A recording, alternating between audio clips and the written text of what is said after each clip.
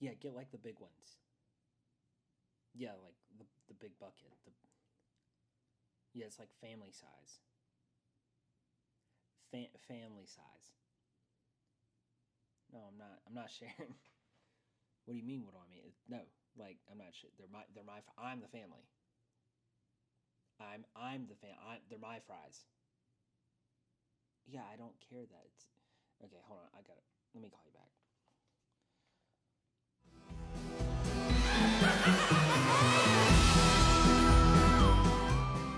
Hello and welcome back to the channel. I'm your grim grinning host that totally like I get regular like small. I don't get big like family and then I tried to get the lights to like kind of match the Thunderbolts logo. I didn't do too well. I don't think that I tried to get these to be orange, but they look a little bit more yellow. That's supposed to be white. That looks good. That's orange. It's supposed to be like the Wheaties box colors, the orange and white, but I don't feel like I did too well with that, but I tried. But today we're talking about the total surprise of Thunderbolts. First and foremost, before we fully get into this video, can I just say that this year is like huge for like blockbuster movies in my opinion. Not only have we had Thunderbolts, and I'll even go as far as to say Captain America. We've had some pretty good ones that are coming out. Like we've got Lilo and Stitch coming out this month. We've got another Mission Impossible coming out this month. We got Karate Kid Legends coming out. How to Train Your Dragon in June. We got Fantastic Four and Superman in July. We got another Jurassic World, which I know that's kind of like a hot and cold sort of situation. But we got a lot of good movies coming out. Final Destination coming out. We'll see if I go see that because gore is like that specifically kind of but we're gonna talk Thunderbolts. Let's focus on that. Now I said surprise because when this was announced I wasn't fully like gung-ho for it. Like I didn't really have much expectation for it. I thought it wasn't gonna do that well. I thought we're doing another movie that we don't need, because at the time of it being announced we were going through that phase of Marvel where it was like wasn't that good, and we're still kind of bouncing back from that. But I will say this movie is definitely a step in the right direction. Just like I said with Sinners, it's a really good sign whenever Rotten Tomatoes, when both the audience and the critics agree, because it's very common for them to either audience loves it, critics hate it, or critics love it and audience hate it. But we've got a Rotten Tomato meter of 88% and a popcorn meter of 94%, and I feel like perfectly represents this movie. This movie is amazing in my opinion for what Marvel has been doing. This is it touches on a lot of different things that like you don't really see in Marvel that much. Like you see a lot of the same lessons, the same themes in Marvel, like be a hero, responsibility and stuff. This one really like touches on mental health, and again, before we get into it, I will say spoiler warning. If you haven't seen it, go to the theaters and watch it, but if you're watching this, you probably already know there's going to be spoilers. But yeah, they touch on mental health. They save the day through the power of friendship, and it's not corny. It was funny. We got some great character development, and some of the characters that I didn't think were going to get a lot. Like, I know a lot of people are upset we didn't see a lot of Bucky. You know what? That's fine, because other characters got to shine. You know, Yelena's been in Marvel for in terms of how long it's been since her first appearance. It's been a couple years, but we haven't really seen her that much, and I really like that she got to shine.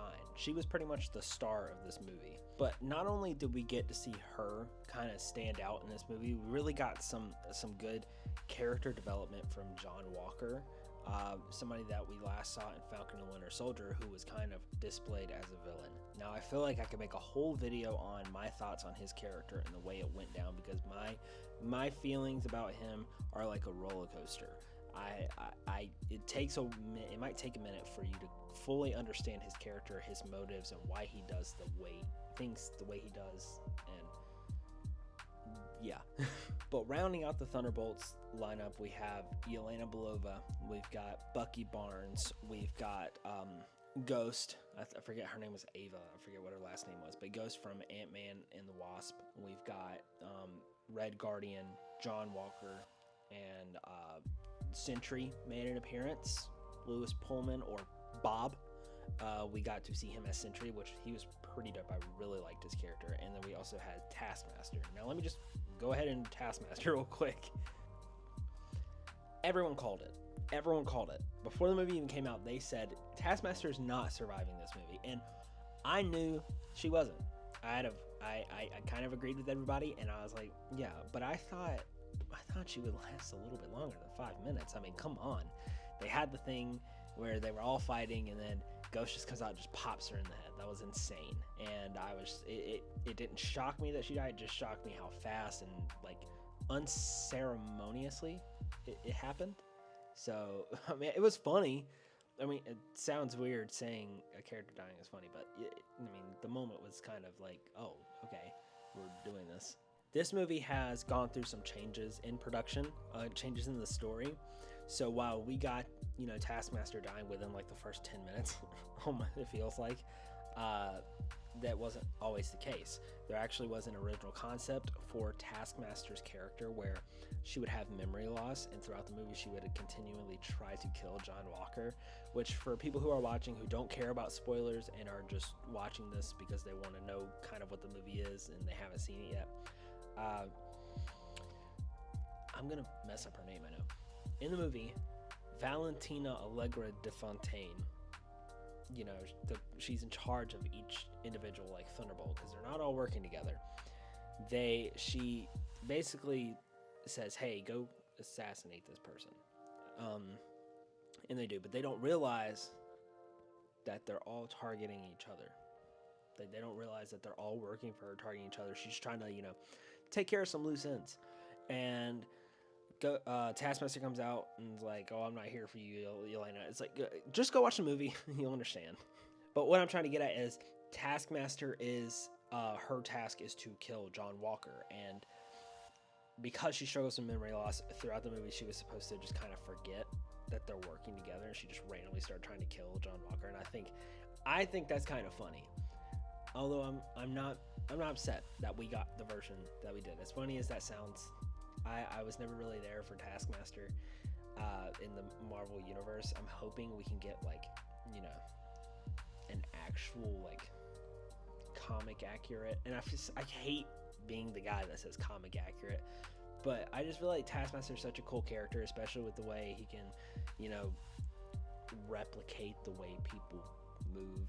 And I know that we saw Taskmaster in Black Widow, and if I'm not mistaken, it was she could replicate people's moves based off of technology that memorized it, I think. And it just kind of took away why Taskmaster was cool, because he had perfect memory and was able to just memorize everything. But all in all, the concept that we got, the actual movie that we had, I think it was really good for all the characters. But one character that certainly stood out during this whole movie, aside from Yelena, was Bob, was Sentry.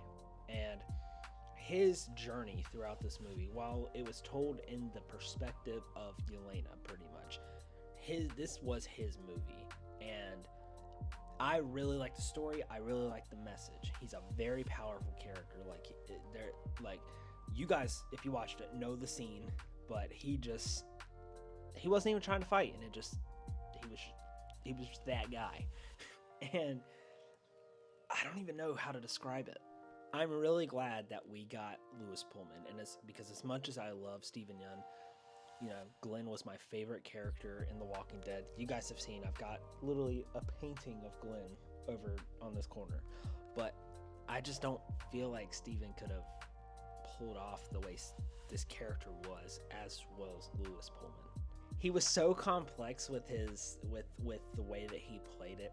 It was funny in a shy kind of way, but then you understand why he was shy, because he struggled with mental health. He had a bad childhood, and it's just layers upon layers with this character. And it was kind of beautiful the way that they all came together. And that's where I kind of go back with how I liked John Walker's arc, where at the very beginning of the movie, he was not that good of a guy. Like, he was kind of a but at the end, when he comes and, he hugs, Bob along with everybody else, it really shows how far, even in just this movie, his character came. I seen somewhere on TikTok that the Thunderbolts were for Bob what the Avengers needed to be for Wanda, which I find it pretty true, because Bob went through a lot in his childhood, and it feels like, in a way, the way that he became Sentry, felt like, he was taken advantage of. He was at a very low point in his life, and it was just, Valentina and, that side of the government just kind of taking advantage of how low he was.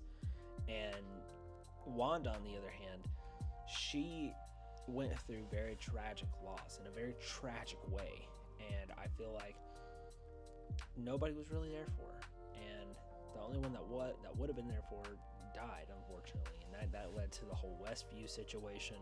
It led to Doctor Strange, Multiverse of Madness. Like, it led to some serious things that kind of turned her into a villain, which is why I'm glad that Bob had people to back him up so he wouldn't go down that path, because he almost did, and boy was he powerful. And that's kind of scary. Like, his dark powers are actually genuinely terrifying. Like, imagine being swallowed into this void and having to relive the worst moment in your life over and over and over again. Like, it's terrifying.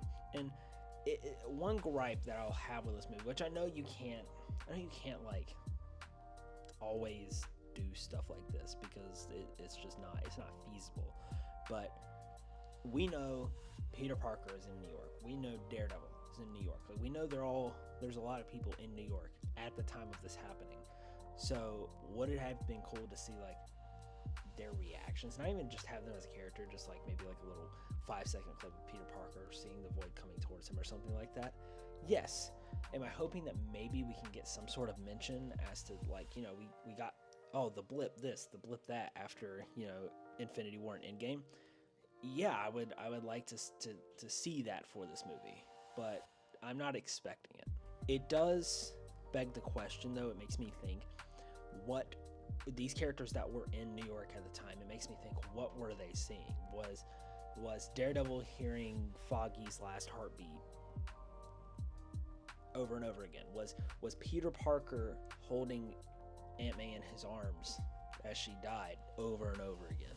This just seemed like a very big event that I don't want to be smoothed over. Like, I want some sort of mention to this movie and its events in some capacity for other heroes that are in New York, because I feel like it'd be like having the blip, having the snap, and half of all life, disappearing, and then the next movie is, you don't make mention of it. But like I said, his powers, his dark powers, they are really cool, and it is, even though it is super terrifying. But like I said, the message for this movie was really good. The power of friendship, bringing him in. He actually has a community behind him that supports him, something he's never had before, and it really brings him out of that darkness and allows him to be the person that he needs to be. But it's also kind of a sacrifice, because, like he said at the very end of the end credit scene, he can't do the Sentry stuff without doing the Void stuff. I really do hope that we get him fully as Sentry in the future. I think that would be great to have in the Marvel Universe, especially when we need seriously strong characters. But at the same time, like, who is going to take him down? He's in Doomsday. He was announced in the chair reveal, but who's gonna take him down? Like, I'm sorry, but Doctor Doom's he cannot go toe to toe with that guy. I'm not a big comic reader, so please don't come at me if something with Doctor Doom's crazy. But as far as I know, I don't think he's touching Sentry. So I'm curious. Maybe he doesn't even do anything Sentry-wise in Doomsday. But like I said, I love the message of this movie. I think it's really beautiful, and it kind of leads into the end credits scene where we fully see this team really come together. And that's like a huge thing in this movie, where they start off as vastly different, can never work together, and in the end they really do come together. And I do want to talk about this end credit scene, because it's one of the first ones in a while where I actually felt excited for the next movie. Like, I was super pumped to see this end credit scene. But one thing I noticed while watching this end credit scene was something I found very funny. My southern accent kind of slipped out there. That was embarrassing. But the thing I noticed that was actually kind of funny is earlier in the movie, when they're heading to what used to be Avengers Tower, they're sitting in the back of the van. It's Ghost, Yelena, and John Walker, and they're kind of picking on him for having the helmet, and they keep calling it a hat, and it's kind of funny. And then in the end credit scene, when he walks in, he's kind of got like the beret type hat, and it's I don't know, maybe it was intentional, maybe it wasn't. I saw this on TikTok and it kind of made me think. I was like, oh, okay, that's kind of funny. But maybe that was a callback, maybe it wasn't. I don't know. I also noticed, you know, when they started trying to fight Sentry in Avengers Tower, and Sentry bent John Walker's shield back, in the end credit scene, which takes place, I think it was a year later, maybe I'm wrong, I'm pretty sure it was a year later, his shield is still bent, so we're just gonna keep it like that, I guess. But there were two things in this post-credit scene that really got me pumped.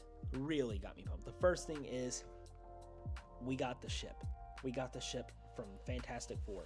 We see it entering the atmosphere, and that only means one thing, and I'll get to that later.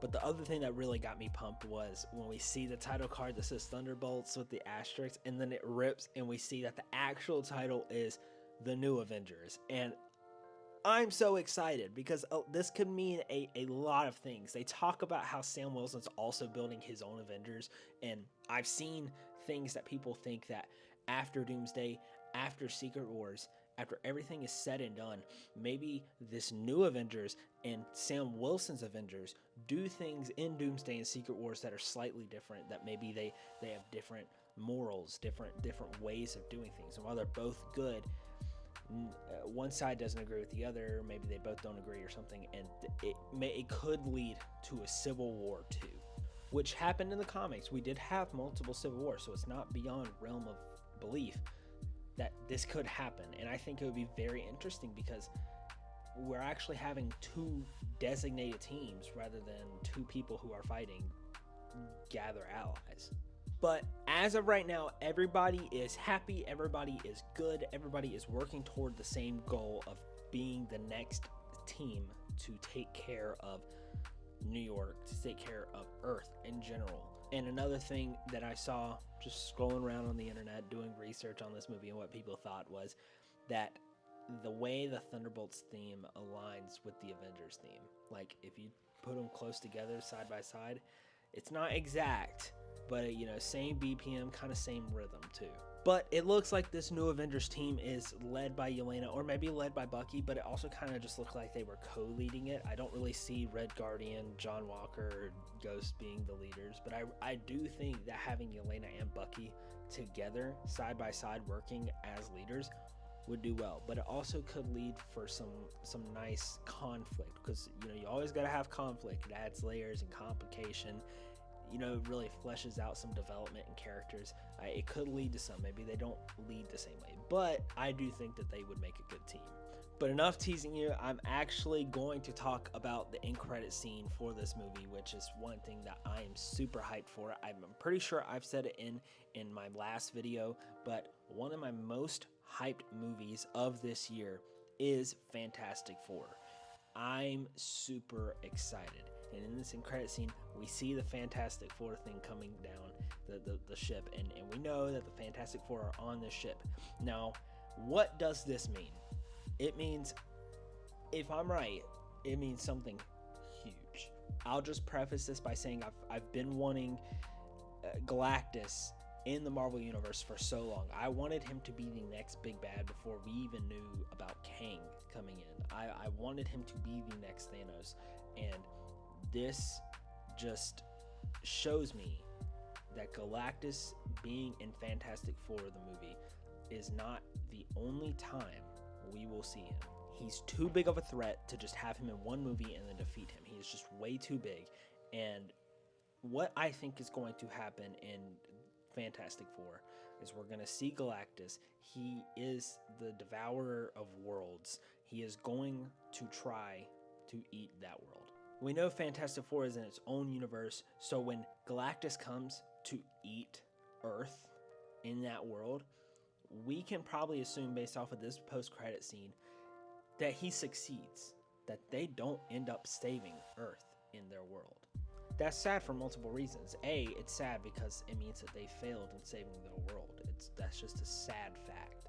But the other thing that's kind of sad is I don't know if we should have gotten this post-credit scene, because I feel like it does say too much. If I'm right, which I feel like I am, I mean, I'm not just saying that to kind of boost my ego. I feel like it's fairly obvious. If I'm right, we kind of got spoiled by this, because why else would they be in this universe, in this world? It goes back to what I was saying in my last video about Captain America and seeing too much in the trailer. We saw Red Hulk, we shouldn't have seen that, yada yada. We see in the Fantastic Four trailer, we see them on the ship, we see Susan Storm crying while looking down at something, we see them flying away, and the world is like burning, and it's just, it looked like Earth to me, and it makes me think that we just saw them flying away from Earth, trying to get out, and at the end of the day, Earth gets destroyed. Maybe somehow they find out where he's going next, or maybe they just accidentally end up in this mainline, universe, and they have a huge inkling, or they know he's gonna come here at some point, so he's gonna warn them. When that's gonna happen, when he comes, if Galactus does come, who knows? I doubt it, but I've tossed around the theory that Doctor Doom is gonna weaponize Galactus in some way, and that lead to the creation of Battleworld. I don't know. I haven't read the comic line, so I don't really know what happens in Secret Wars. I've always been interested, and by the time that I actually kind of got around to wanting to read it, or making an effort to read it, Secret Wars the movie's coming out, and I was like, well, I like to see it first before I read it. But nonetheless, we now have Fantastic Four officially in the mainline MCU. Like, aside from them being in their own separate universe, we now have them in our world. We have them able to interact with different characters. I've said it multiple times throughout this video. I love Thunderbolts. I think it's a great step in the right direction for quality over quantity. And I feel like Marvel's coming back. We had that drought period where it wasn't that good, and now we're getting better. Thunderbolts, it was great. I'm already telling you, I'm pretty sure Fantastic Four is going to do great. It looks like a great movie, and I'm so glad that we're coming back. And then we got Superman coming, and we're going to start the DC universe, which I also am super excited for. I've been saying this a lot about movies, but it's true. If you haven't seen it in theaters, go watch it in theaters, because the experience itself is pretty great. Bring some friends, just sit down, have some popcorn, have a soda, recline your seat, just look at the screen. I love going to the movies, and I really don't want theaters to die. I don't want it to be all streaming, because it just takes it out of, just having the experience of going out and being with your friends or family. If I'm not mistaken, this video should be coming out on Saturday, and if that's the case, to all you mothers that are watching this, happy Mother's Day tomorrow. You guys deserve it. Take a load off, just enjoy yourself. Have a great day. But that's all I got for you guys today. I'm super excited for the future of Marvel. I'm super excited for the future of DC. I'm super excited for the future of just movies in general. I'm super excited for the future of this channel. I've got a lot of video ideas that I actually want to enact and do for you guys, along with going back to the parks at some point this year. But yeah, if you guys like this video, make sure to leave a like, make sure to subscribe, make sure to share it with somebody who watched Thunderbolts this past week, the opening week. Drop a comment who your favorite Thunderbolts character is. As much as I really want to say Bucky because he's Bucky, I think I'm gonna go with Yelena, because I feel like her character is very, relatable in a weird kind of way. Also, don't forget to follow me on TikTok at YourGrimGrinningHost. Thank you guys for watching this video, and I will see you guys in the next one. Thank you.